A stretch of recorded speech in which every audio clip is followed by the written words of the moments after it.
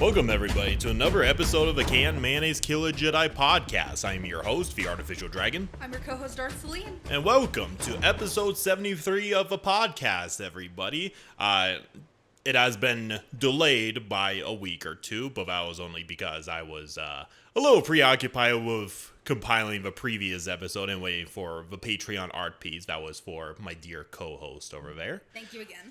You are very welcome. But yes, welcome to episode 73. And at the time of his recording, it is October 2nd. So yes, this is officially the spoopy season, or the witching hour if you're old-fashioned, but or Halloween. The spoopy season. Yes, probably one of my most favorite months of the year, as well as a favorite month for you too, Hannah. I love October. Oh yeah, October is such a fun time, and I already see all the candy being piled up to be bought for the trick-or-treaters and all that stuff.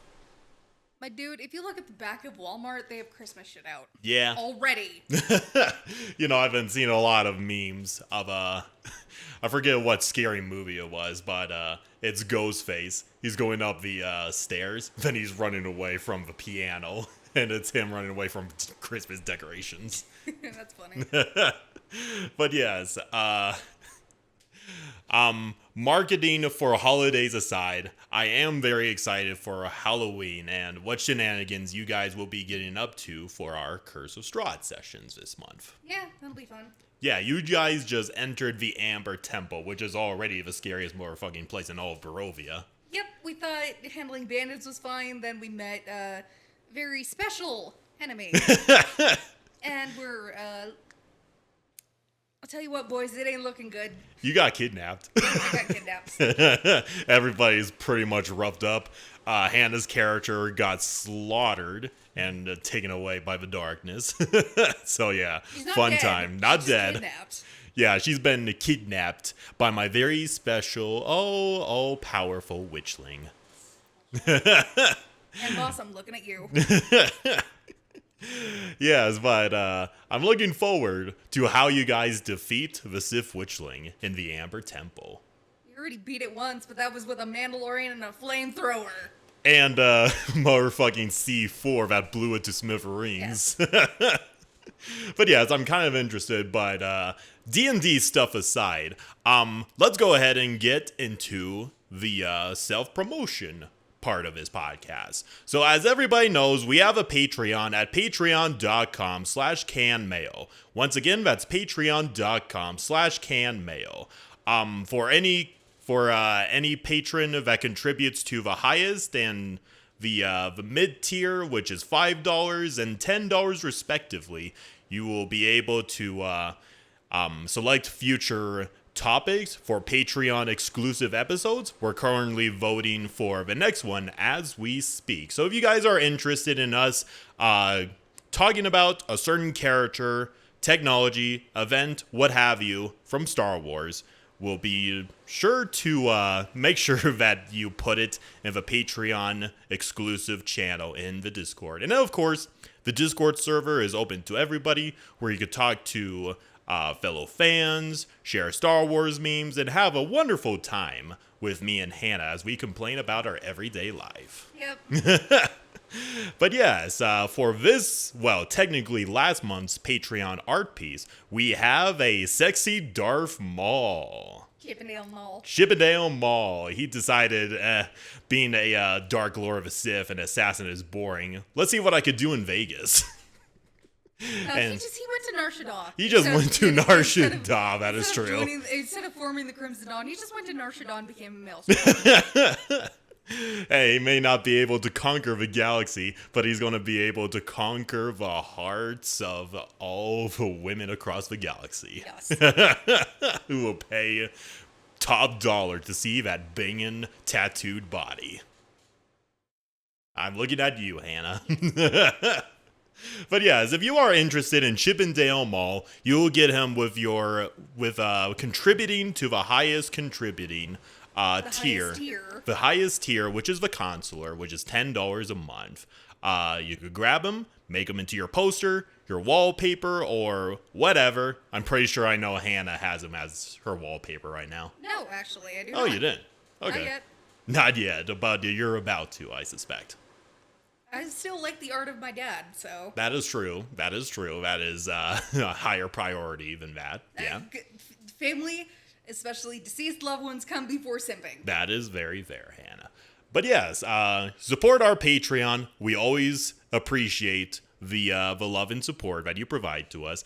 And speaking of love and support, let me go ahead and give a shout out to all the highest tier patrons that have been supporting us for the past 3 years. And give me a minute here. There you are. Shout out to Alan Lee, Y Wolves, Cameron Lee, Dr. Imboss, Gomez, Lee Fott, Milo, and Tristan H. Thank you everybody so much for supporting our Patreon. And I am looking forward to what future shenanigans me and my co-host will be up to. But speaking of future shenanigans, I am hoping, very, very hoping, that we'll be able to get back to our book club reading episode. I have been listening to Yoda Dark Rendezvous for the second time, but I suspect you haven't cracked at that hardcover, have you, Hannah? Take a wild guess.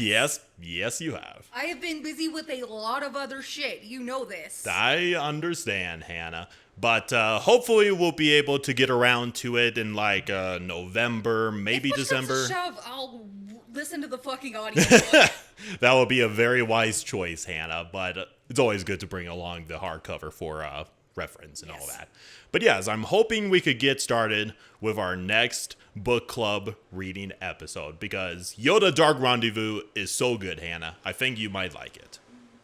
But anyway, before we continue off the episode, shout out to your blog, Hannah. I was waiting for you to say it. Support Celine's Cantina, pretty please. Support Celine's Cantina. Yeah, I haven't been able to get around to reading any recent stuff, but I'll throw a question your way when I can. You keep saying that, but my motivation's been in the shitter lately, so. Yeah, with with the numerous things that have been happening on your side of life, that's understandable. But anywho, yeah, as always, support Celine's Cantina. It always helps with her motivation. But you've been doing a lot of other interesting stuff, like getting around to playing KOTOR. I completed the Dark Side run of KOTOR 1. Yep. And moved on to KOTOR 2. I am enjoying KOTOR 2 so far. That's good. I love it. Yeah, I honestly need to get around to playing that game, but I'm a little bit scared too, since it's a very old game and it crashes frequently from what I've heard. KOTOR does. KOTOR 2 doesn't. Oh, that's good.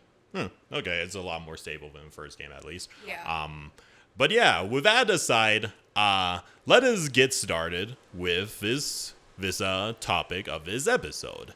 Hannah, what are we doing today? We're going to be covering the enemies of the Empire, the Rebel Alliance. Yes, the Rebel Alliance, the poster child of a goody-goody two-shoe faction of Star Wars. Yep. Yeah, we have covered all the other factions from the prequel. We covered a good amount of factions. Oh, yes, we did. With the Separatist Alliance, then the Republic, or Grand Army of the Republic, then the Senate, the Empire, and now we go to the other side of things with the good guys, the original protagonists of the original trilogy. Nice. But yeah, the Rebel Alliance, how do I start with these guys? They are fairly interesting. They are meant to be if the Empire is meant to be a representation of Nazi Germany, then the Rebel Alliance is pretty much the allied part of that allegory, or with the French Resistance. The Allies. Yeah, that too. But it's mostly based off of the guerrilla fighters, the resistance fighters that have been occupied by Nazi Germany for a good part of World War II, such as France and all that. But yeah, the Rebel Alliance, let me go ahead and start with a nice little quote from Mr. Bail Organa. We agree that the time for diplomacy and politics has passed. It is now time for action. Therefore, let this be an official declaration of rebellion. Today, we all vow to change the galaxy, and one day, the galaxy will indeed be free. But yeah, the Rebel Alliance, better known by its full name, the Alliance to Restore the Republic. It also goes by the Alliance to Restore Freedom to the Galaxy, the Alliance, or simply the Rebellion. It's called the Rebellion a shit ton in Heir of the Empire. Oh, yes, it is. And the Rebellion is a loose alliance of planetary, system, and sector-level insurgency factions. And they all came together under one banner for one common goal, and that is destroying the Galactic Empire. Very, very obvious. It kind of has, the Rebel Alliance has its origins way back during the beginning of the Clone Wars, with many insurgent factions being backed by the Republic to fight back the occupation of the Separatists. One prominent example would be the Onderon Resistance, led by Saw Gerrera and his boys. But most prominently, it had its true roots within a faction of Republic senators called the Delegation of 2000, if you remember from the Padme episode. I'll basically make it short for here. The Delegation of 2000 was basically spearheaded by a bunch of senators who believed that Palpatine wanted Palpatine to basically give up his emergency powers and allow the power to go back to the Senate instead of keeping it to himself and all that. We gotta know how that went. Palpatine, in his bid to form the Galactic Empire, become Emperor, and all that stuff. The Delegation of 2000 was spearheaded by Bail Organa of Alderaan, Mon Mothma of Chandrila, and Padme Amidala of Naboo. Yeah. And despite what you might think, Palpatine, he was immensely popular among the citizens of a republic, and a majority of the Senate was firmly committed to his decision-making skills.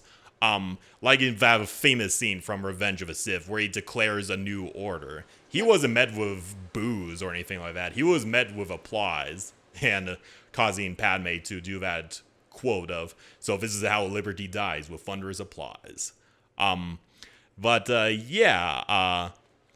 After his declaration of a new order, one of the first things that Palpatine did was basically imprison or exile the senators who signed the Petition of 2000, or in other cases, just outright executed them under charges of under charges of, where was it? God damn it. For basically betraying for high treason and betraying the Galactic Empire and all that. And Padme, for her part, kind of recommended that Mon Mothma and Bail Organa kind of withdraw their names from the Petition of 2000 because she didn't want her closest allies to die in this. Yeah. So basically, the Empire, even though okay. So we know of the popular thing. The Empire comes in, oppresses numerous worlds and all that stuff with its brutal, overwhelming military power and all of that. The Empire basically enforced a law of fear by using its military force to discourage ideas of insurrection amongst the worlds of the Outer Rim and all of that. But this did little to incite rebellions across the numerous other territories of the Empire. Like, barely a year after the end of the Clone Wars, there would be minor insurrections here and there. And ironically, one of the first worlds that resisted imperialization by the Empire was the Emperor's home world of Naboo, who was led by Queen Apelliana, but she was quickly put down by the 501st Legion. But she and Naboo would not be the first planets that would rebel against the Empire, or at least have some sort of resistance against the Empire. Another prominent example was the Free Ryloth movement, led by Cham Syndulla, who originally his movement was backed by the Republic to liberate his world from the Separatists, but then their very own allies turned against them. It's a lot of backstabbing here and there. And then, of course, in the Outer Rim, there's the Separatist holdouts, who are the remnants of the Separatist alliance, who fought till the bitter end against the Empire. And the very creation of the Empire kind of galvanized their idea that the Republic was turning into a corrupt system, and that it no longer served democracy. Like, there's this one episode of The Bad Batch where this separatist senator basically said peace was never an option. Dooku was a visionary, and he warned us about the coming of the Galactic Empire, that sort of thing. But Bail Organa was one of the few people that realized that open rebellion against the Empire was basically an act in futility, as he needed to build up his power in secret so that the Emperor doesn't, immediately squash his resistance and all of that.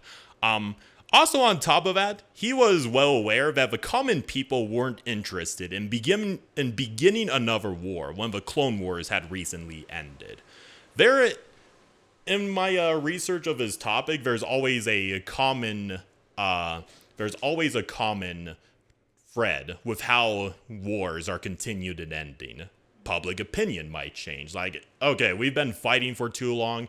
We're not going anywhere. Let's just sue for peace and let's go back to normal everyday living. That's how many wars nearly ended, because of public opinion being swayed and saying we want our boys back, which is how the Vietnam War ended. That's kind of the Vietnam War wasn't a popular war. No, it was not. And this is the same kind of mindset you gotta consider for why, if the Empire was so bad, so evil, and did a lot of oppression across the galaxy, why didn't people rebel sooner? Well, they recently got out of the Clone Wars, and they're not exactly down with resuming another war. They just want to go back to their lives and all that. But, Bail Organa would kind of bide his time and build up political allies alongside Mon Mothma. And for the time being, he would build up his forces in secret with help from operatives such as good old Ahsoka Tano, who served under the identity of Fulcrum. And he would kind of provide funding as well as other things for numerous resistance groups across the galaxy. One of them, arguably the most famous one, would be the Ghost Crew from the Rebel TV show and all that. They were just pockets or cells of resistance that eventually grew into this larger Rebel alliance over time. According to legends, however, the rebellion was formed through the machinations of Darth Vader, who ordered his secret apprentice, Galen Merrick, to gather the enemies of the Emperor, basically to create a diversion, while Vader and Galen Merrick build up their plans to overthrow the Emperor. This is all covered in the Force Unleashed games, if you're interested. What I was about to say. Yeah, but that was the entire plot. Like, Galen Merrick would go out and kill Jedi, then Vader tasked him with making a rebellion to distract the Emperor. But long story short, Palpatine knew about that all along. He basically wanted to gather all of his enemies in one room and then kill them with one stone, sort of thing. And then betrayed Galen Merrick in the process. But long story short, Galen Merrick would sacrifice himself to ensure the safety of those rebel leaders. Even Palpatine, who looked at the corpse of Galen Merrick, looked at Vader and he was like, "You must be relentless, Lord Vader. If even a single rebel survives, this very rebellion that we have created will be our undoing." So if you really think about it, on one side of the stone, it was really the Emperor that shot himself in the foot with that little operation. But he didn't want to pin it on himself. Yeah. He really fucked up. And then after that, the rebellion, to honor the sacrifice of Galen Merrick, decided to adopt his family's crest, the Galen family crest, into the Alliance Firestar. And this is the coin that I have right here of the Alliance Firestar. Oh, I never knew what that was. Okay. Yep, this is the Galen family crest. adopted into the symbol of a rebellion. But on the canon side, let me see. The Starbird originated from a stylized phoenix design, commonly used as graffiti by Sabine Wren, who is the Mandalorian member of the Rebel crew. And it would eventually be adopted into the formalized design used by the Rebellion. Although, regardless of either of the origins of how the Rebellion was founded, in both canon and legends, the Rebel Alliance was formally formed in 2 years before the Battle of Yavin via an official declaration by Mon Mothma and the former signing of the Corellia Treaty. And they kind of declared their rebellion through a document known as the Declaration of Rebellion, crafted by Mon Mothma and addressed directly to Emperor Palpatine. And this document is incredibly long, so I'll give you just the ending snippet. The history of the present Galactic Empire is of repeated injuries upon its members, with a direct objective of establishing you, Emperor Palpatine, as the absolute tyrant over the galaxy. You have disbanded the Senate, the voice of the people. You have instituted a policy of blatant racism and genocide across the non-human peoples of the galaxy. You have overthrown the chosen leaders of planets, replacing them with moths and governors of your choice. You have raised taxes without the consult of those taxed. You have murdered and imprisoned millions without benefit of trial. You have unlawfully taken land and property. You have expanded the military far beyond what is necessary and prudent for the sole purpose of oppressing your subjects. We, the Rebel Alliance, do therefore in the name and by the authority of the free beings of the galaxy, solemnly publish and declare our intentions to fight and oppose you and your forces by any and all means at our disposal, to refuse any imperial law contrary to the rights of free beings, to bring about your destruction and the destruction of the Galactic Empire, to make forever free all beings in the galaxy. To these ends, we pledge our property, our honor, and our lives. And that was declared directly to Emperor Palpatine by Mon Mothma, by the way. Nice. Say what you will about Mon Mothma, but she's got balls of steel, or what would be the female version of that? Ovaries of steel. There we go. Ovaries of tungsten, Hannah. But yeah, the Declaration of Rebellion was a document that was spread via millions of copies to many allied forces of a rebellion, and it stirred many systems into openly declaring their support of a rebel alliance. Predictably, this also stirred the Empire's ire, who swiftly and immediately suppressed those systems. Of course.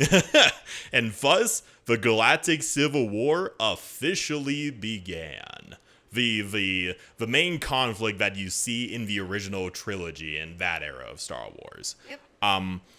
But yeah, the Rebel Alliance arguably is one of the more morally good factions in all of Star Wars. Like, the Separatist Alliance did have noble goals of creating independence and equal rights for all people in the galaxy, but it was still headed by, Count Dooku, Grievous, and those mega corporations.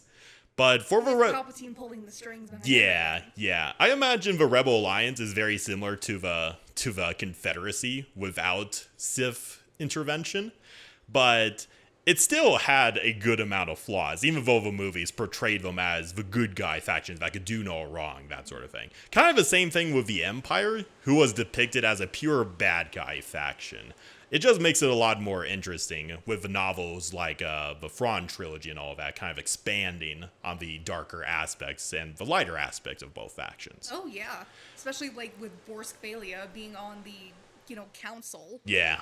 And he was doing all the Bothan shit behind Yeah. behind Leia's back. Especially, fucking hates him. yeah, especially with a Boffin spy network. They are the shadiest motherfuckers that could ever work for the Rebel Alliance. Yeah. But yeah, I think it's kind of one of the interesting points, and one of the things I actually appreciate about the new canon of Star Wars, exploring the darker aspects of a Rebel Alliance and all that, because Pointed that out in the EU too. yeah, the EU, but just more arguably because we as the audience, not Star Wars fans, we as the audience are more familiar with the good guys that could do no wrong, and then Rogue One came along and showed us the darker aspects of the rebellion.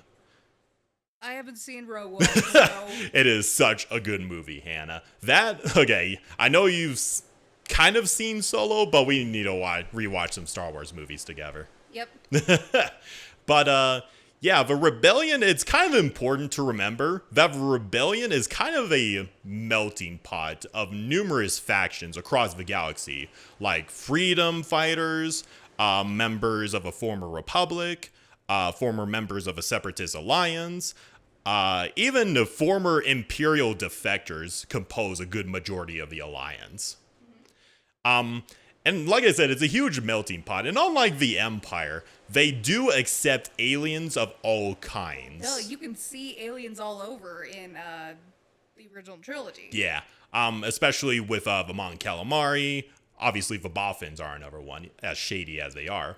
But that's another thing. Even in the Battlefront 2 games, you have a selection of numerous aliens to play as for your soldier in those games. Yep, Twi'leks. Zabrax. Yeah, Zabrax. I think Aqualish too. Yeah, Aqualish are in there too. Mon Calamari, so on and so forth.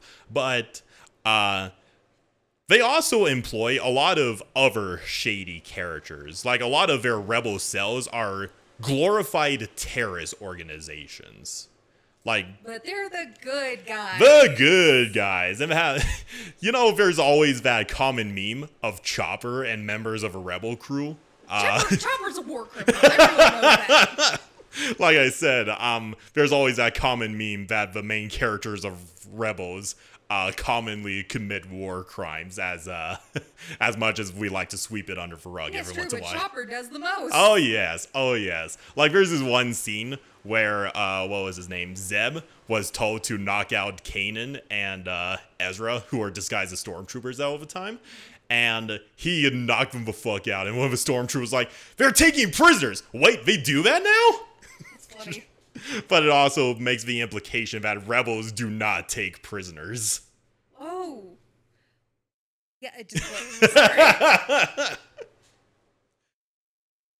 Yeah, so rebels don't take prisoners. That's not reassuring. But I think, okay, it's not that they want to absolutely kill everybody. It's more of a pragmatic standpoint. Because the rebellion is a small coalition of forces. They don't exactly have access to massive prison complexes like the Empire does. So they can't exactly take prisoners, put them in a cell, feed them, clothe them, all that sort of thing. So they don't really have an option in the matter. It's either let them go or kill them. But most of the time it's just kill. But yeah, the Rebel Alliance is divided into two different groups. The first one is the civil government, and the second is the military. And they're led by the Chief of State and the Commander-in-Chief, respectively, during the entirety of the Galactic Civil War. Both titles were filled in by Mon Mothma.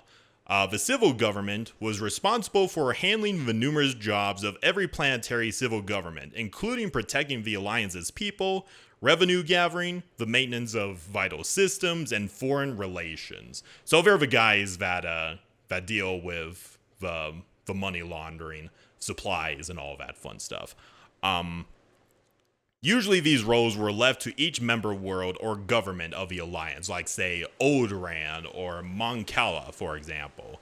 The Chief of State, sometimes called Chief Consular, is the head of state for rebellion, and is seen as, quote, an elected dictatorship.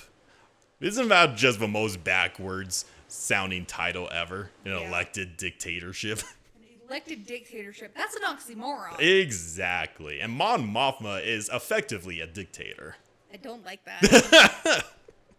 And yeah, she has unlimited authority over the civilian government. But to her credit, the chief of state has many checks and balances to ensure they don't overstep their position in the form of the advisory council, which is like their advisors, basically.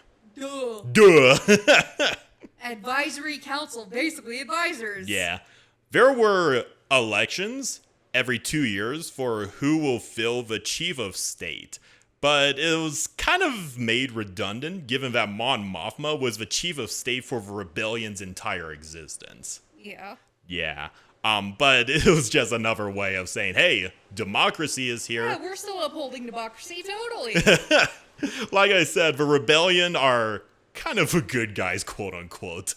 Good.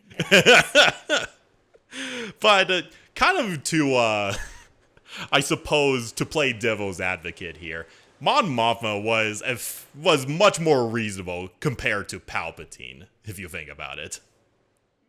But yeah, the advisory council is second only to the chief of state, and it is composed of representatives of 7 allied governments who had given the most lives in battle to defeat the Empire.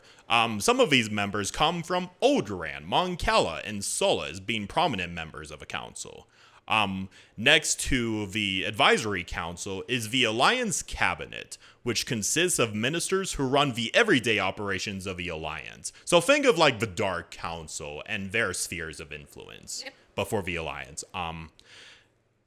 And they are personally selected by Mon Mothma for their devotion, intelligence, and capability. There are 6 ministries, such as the Ministry of Finance, the Ministry of Education, Ministry of State, Ministry of Industry, Ministry of Supply, and the Ministry of War. And then below them are the Allied Commands, who are the individual local governments of planets, sectors, organizations, and groups that are members of the Alliance. And then there's the Alliance Military, which is the main force charged with combating the Empire. Like I said before, it's a highly diverse group. And below them are the Chief of Staff and the 7 Supreme Allied Commanders of the Alliance High Command. And it is noted for its unique amalgamation, reflecting its alliance on the centralized Alliance Fleet, Alliance Starfire Corps, local planetary military forces, and resistance cells. Fleet Command controls the Allied fleet with Admiral Gale Akbar serving as the Supreme Commander of the Alliance military. So yeah, there's just a lot of organizations to go through, but I'll go through them as quickly as possible. There's the Special Forces Command that control the Alliance Special Forces and Alliance Intelligence. The Sector Commander oversaw the thousands of sector forces who form the non-Special Forces element of the Alliance Army. Among other organizations are the Signal Intelligence, Alliance Diplomatic Corps, and the Rebel Navy, the aquatic version, not the space version of the Navy. Yeah. While the Alliance makes use of older military hardware, such as converted old Separatist and Republic vessels into its fleet, they have obtained newer equipment via the black market, or through help from sympathetic corporations that have been slowly nationalized by the Empire, by accidentally giving up their software to the Rebel Alliance. Notice the air quotes there. Like, for example, there's this company called Income Corporation that leaked the location of 4 prototype X-Wing fighters, along with its blueprints to the Alliance for them to steal. Notice the air quotes throughout this entire episode, Hannah. But yeah, let me give you a couple of images of the Alliance Navy and all that, because they are pretty interesting, and it's just a huge conglomeration of ancient and newer fighters and all that.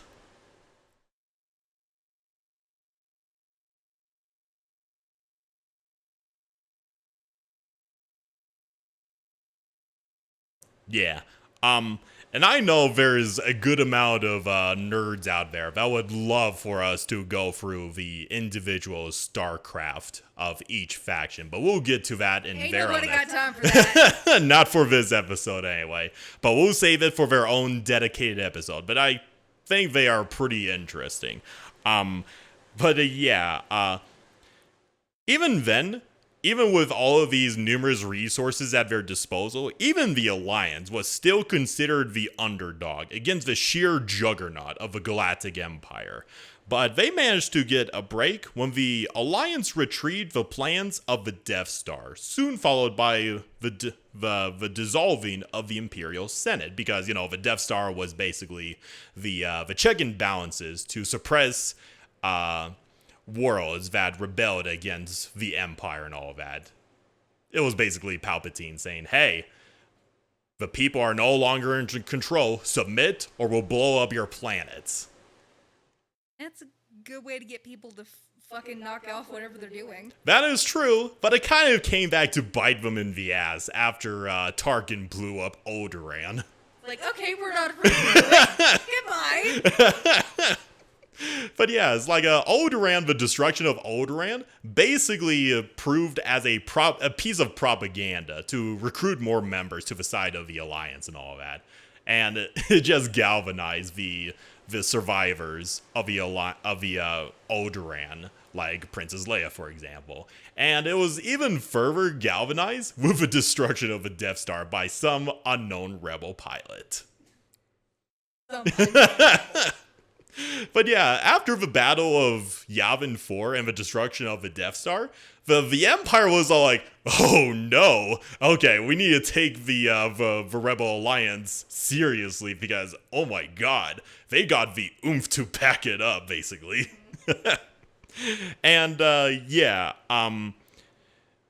even with the additional allies that they got, such as the Mon Calamari and the Bothan Spynet, the Rebel Alliance still suffered many defeats, given that they were relentlessly pursued by Darth Vader and his personal unit called Death Squadron, which is basically a small fleet of Vaders that's led by his Executor Superclass Star Destroyer. When you have the literal Supreme Commander of the Empire and his unit after your ass, they're not fucking around. Yeah. But after a little bit of hit and run tactics, the Rebel Alliance would have their share of losses and minor victories, but it all culminated in the Battle of Endor, where they destroyed the second Death Star and led to the death of not only Palpatine, but also Vader himself, which was a huge morale win for the Rebel Alliance.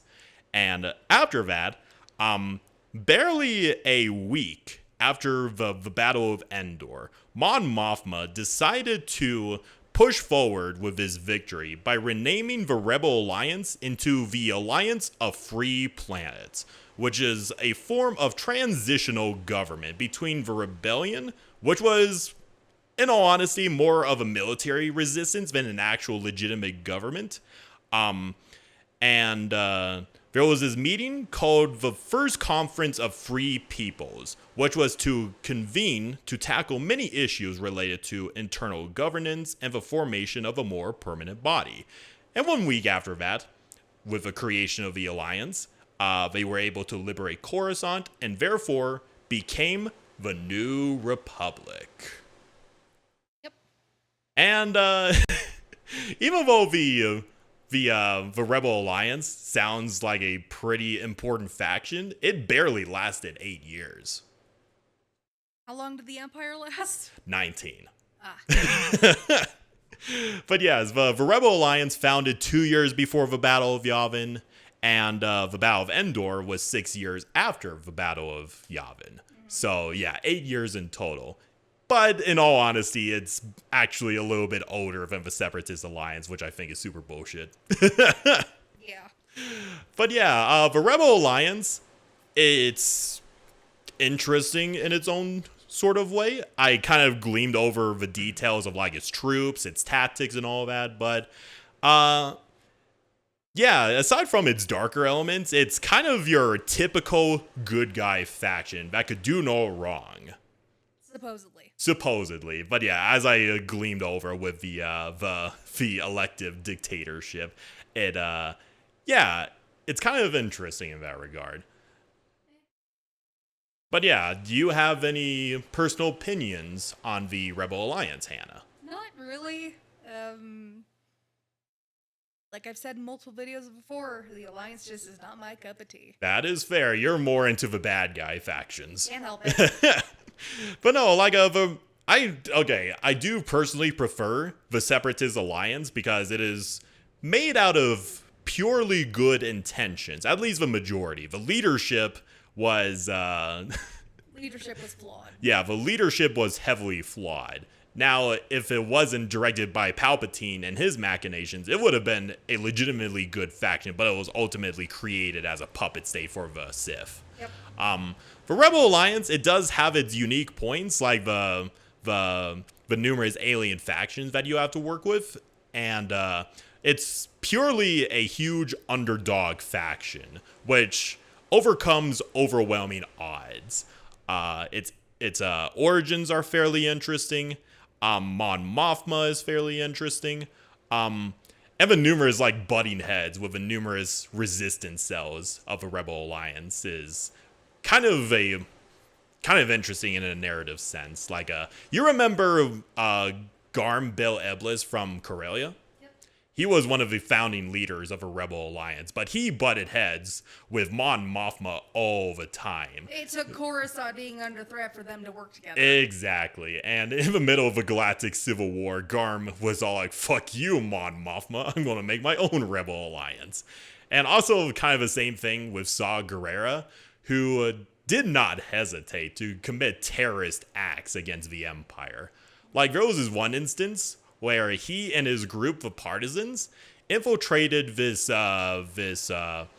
noble family's palace to gun down some important imperial officials that were there for a party and all that. And he didn't care about all the other innocents that got caught up in the attack because everybody's guilty. Everybody working for the Empire is guilty. But then afterwards, he found out that those people were kind of forced to work for the Empire, which I think is kind of interesting in that regard. But for Rebel Alliance, it's one of those important factions, kind of a mandatory episode for us to cover on. I'm sure there's a lot of for the rebellion people out there. Like like everybody is a huge simp for the Empire sort of slogan. But that is our episode of Can Mayonnaise Kill a Jedi? Or in this case, for the rebellion. For the Empire. Of course, you're the Empire simp over there, Hannah. No shit! But yeah, this is a nice, short, sweet episode. And it was actually kind of fun to cover, kind of refresh my knowledge of the Rebel Alliance.